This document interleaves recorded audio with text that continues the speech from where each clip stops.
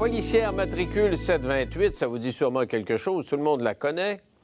J'ai reçu récemment une porn star, une grande vedette du cinéma pornographique, qui joue un rôle dans un film pastichant l'agente en question. Et on devait sortir le film, elle nous avait dit ça là, dans les semaines suivant son apparition à l'émission, mais ça n'a pas pu être diffusé parce que l'agente 728 a levé le bras et elle a dit « Hey, écoutez, vous pouvez pas rire de moi comme ça, là. C'est une production qui fait référence à ma personnalité. Je veux défendre mon droit à la vie privée et à ce que je suis. » Et ça s'est retrouvé devant le juge. Le juge a accordé une injonction pour ne pas diffuser le film. Maintenant, il y a du nouveau là-dedans. Qu'est-ce que c'est? Je ne sais pas trop. On va essayer de s'y comprendre parce qu'il paraît que ça a une importance là, quant à nos libertés respectives pour vous et pour moi, mais dans quelle mesure, on verra ça. En parlant avec Maître Thomas Villeneuve-Gagné et Maître John Pepper, qui sont les avocats donc de la compagnie qui a produit le film. Bonsoir à vous deux. Bonsoir. Alors, c'est quoi, là? Qu'est-ce qui se passe avec le film? Il sort ou il sort pas, là? Alors, le film va pouvoir sortir. Ce que le juge a fait, il n'a pas interdit la diffusion du film. Ce qu'il a fait, il a instauré des balises afin que le film puisse être diffusé. Et ce qu'il a dit essentiellement, c'est qu'il refusait, ou du moins, il astreignait la chose à des conditions, à savoir ne pas référer au matricule, donc au numéro 728, que ce soit 278, 728, changer le titre, de cesser toute publicité qui pourrait avoir un lien avec ce titre, tel qu'intitulé. Et donc, si on raisonne, c'est que si le titre est effectivement changé, il n'y a plus aucune embûche à la diffusion ou au lancement du film. Mais il y a quand même des scènes, ce qu'on m'avait expliqué, ce que la jeune femme m'avait expliqué, c'est qu'il y avait des scènes qui faisaient référence à ce qu'on connaît là, de l'agent 728, c'est-à-dire le poivre de Cayenne. Si vous voulez, on a un extrait de ce qu'elle nous expliquait là, quand elle est venue ici. Là. C'est quoi l'inspiration, là? Bien, il y a beaucoup, c'est une parodie, là. C'était pas pour dénigrer l'agent 728, là. C'était pour en rire parce qu'on avait beaucoup de jus, là. On avait, oh, ça, c'est pas beau, mais en tout cas, on avait beaucoup de phrases qu'elle a dit que c'était facile de faire un film avec ces phrases. Elle avait dit ça, tu vas me sauter dessus, tu vas avoir du fun? Oui, elle a dit ça dans une arrestation. Elle est très... souvent, je parle de barbu, de gratte-guitare, donc... Oui, c'est vrai. C'est pour ça, c'est avec eux que je m'amuse. Alors, est-ce qu'il faudra couper ces passages-là qui font directement référence à l'agence 728? Alors, vous faites bien de poser la question. Ce que le juge a mentionné, il a ciblé 2 passages en particulier qui représentent en tout et partout 2 secondes.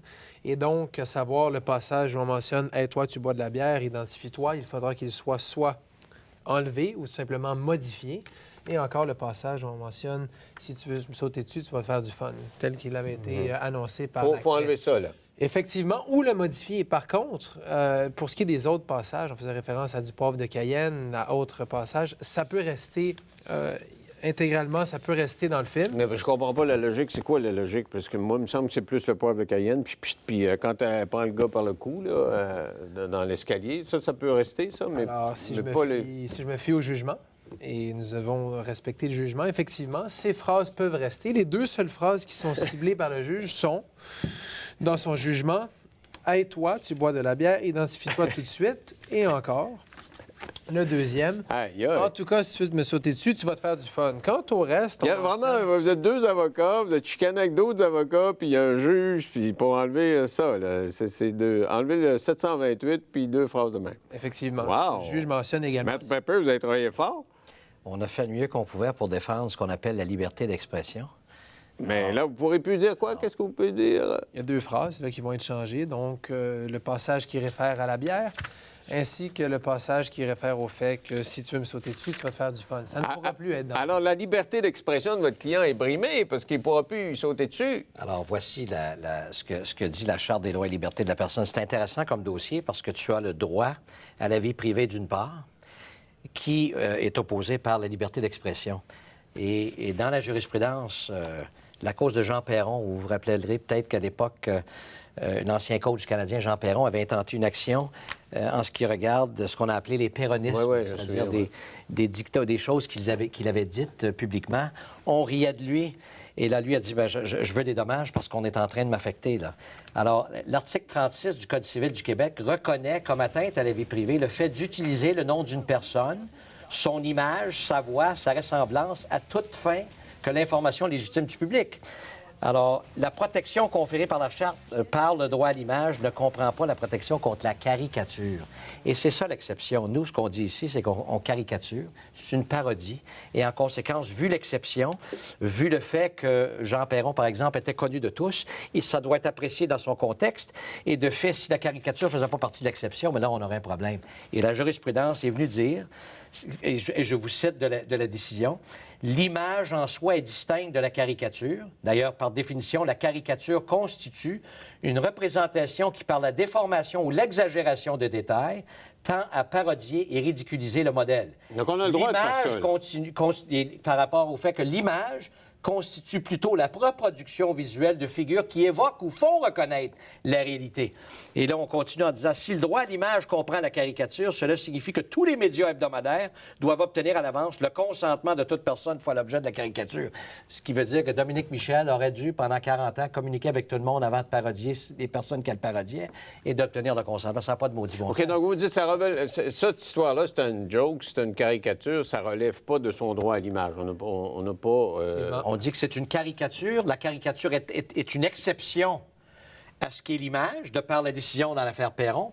Et on dit donc que le client qui a choisi d'employer l'expression 728 et d'en faire un film complètement différent. La dame qui est l'actrice n'est pas physiquement la même que la policière. Non, il y a des manifestement, distinctions. ça, c'est sûr. Donc, si on avait essayé de la peindre de la même façon, si on l'avait mis habillée de la façon qu'elle était habillée. Mais elle répète les mots. En policière de moins. Elle répète les mots dans les mêmes circonstances. Alors, s'il y a On lui enlève des mots. s'il y a eu deux ou trois mots de répéter, on les enlève. Et Mais donc, vous avez perdu. Ben, c'est-à-dire qu'on a Vous réussi. avez perdu. C'est-à-dire en Parce que le seul élément de caricature, c'est les mots, puis le titre 728. Le reste, vous dites, il ne ressemble pas, il n'y a rien qui... Mais Donc, vous avez perdu votre shot. Oui. Le film sera diffusé, le titre sera modifié et on enlèvera 22 secondes de mots. Alors, le film n'est pas changé. Mais en fait, le producteur a gagné. Il voulait faire de la pub avec ça. Puis il y a eu de la pub. La preuve, vous êtes Voilà. assis là pour me parler. Voilà. La publicité, tout le monde sait à quoi ça réfère, de toute façon. Donc, il est est-ce que content, le votre juge- producteur? Ou... Écoutez, il est Oui, très satisfait. et il ira au fond, il ne lâchera pas là.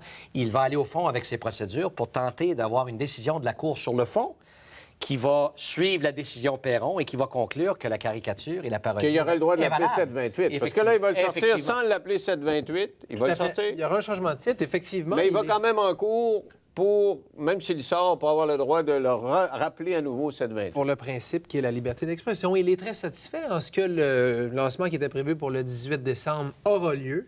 Est-ce qu'il Tant va sur encore donner Indigo- des Kleenex et des condoms gratuits? Écoutez, j'en ai aucune idée. Vous Ben, pourrez les ça demander. faisait partie du deal. C'est ce qu'on m'a expliqué ici. Ce n'est pas prévu dans le jugement. Et, Bon, un coup donc.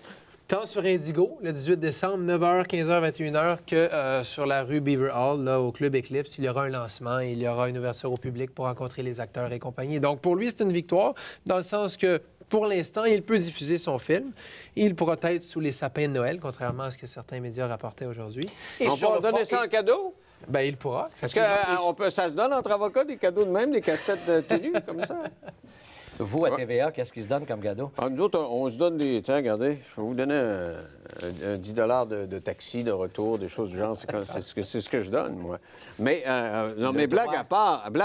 Mais pour lui, c'est important. S'il voulait, M. Lévesque, aller au-delà et sortir 728 dans un an ou faire d'autres promotions en prenant un autre type d'événement et tenter de faire de l'argent avec ça, il veut faire reconnaître le droit à la caricature, qui est une exception à l'image, et donc faire valoir la jurisprudence de la décision du juge Méran du 14 août 2003 qui explique que la caricature est différente. Et donc, il ira... Donc, il fait pas ça juste pour la pub, là. Il ira au fond du droit en demandant à la Cour de statuer dans le même sens que l'affaire Perron. Donc, si dans un an, il veut faire un film de sexe caricaturant, mettons, la vie sexuelle de John Pepper, avocat, ça se passe dans un cours, un tribunal, et tout le monde est en robe et en toge, il pourra le faire. Si on me reproduit moi et on me met de la même façon et on se rapproche trop de moi, j'ai le droit à une certaine protection. OK. Mais si on appelle Alors, ça la vie sexuelle de John Pepper, puis que c'est quelqu'un qui vous ressemble pas, là, bien musclé, 6 pieds 4, grosse barbe. Alors, on pourrait... Alors, il y a des normes. Et si c'est une caricature, la Cour dit qu'on a le droit de faire de la caricature et on a le droit de faire une parodie. À ce stade-ci des procédures, on a dit, vu qu'on a le droit à la vie privée, vu que madame a possiblement une chance, on va lui donner une chance de tenter de faire valoir ses droits si elle va aller plus loin. Mais au fond, et le juge l'a même dit, au fond, lorsqu'on attaquera le fond du dossier, il se peut que la décision soit dans le sens de l'affaire Perron, en ce que la caricature est légale et elle est reconnue. Et ça doit s'analyser dans son contexte. Il y a un contexte de chaque situation. Le coach Perron était connu, il a dit des choses, il a fait valoir ses droits. On a dit, écoutez, on essaie de caricaturer l'affaire, donc vous n'avez pas le droit à des dommages. On apprécie le contexte de la situation pour en conclure à une caricature ou non. En 10 secondes. J'irai plus loin. En fait, ça a été approuvé par la Régie du cinéma. Il y a des normes qui ont été rencontrées, en premier lieu. Et en second lieu, c'est un film qui, selon la personne raisonnable, il ne faut aucun doute, c'est une parodie. Toute personne qui regarde ce film-là en vient à la conclusion qu'il s'agit d'une caricature et donc d'une parodie. OK. C'est le critère. Merci à vous deux d'avoir participé à Plaisir. l'émission. Ça nous fait plaisir, M. Lévesque. Restez là. Après la pause, un petit j'en viens pas assez douloureux. Dans 3 minutes. À tout de suite.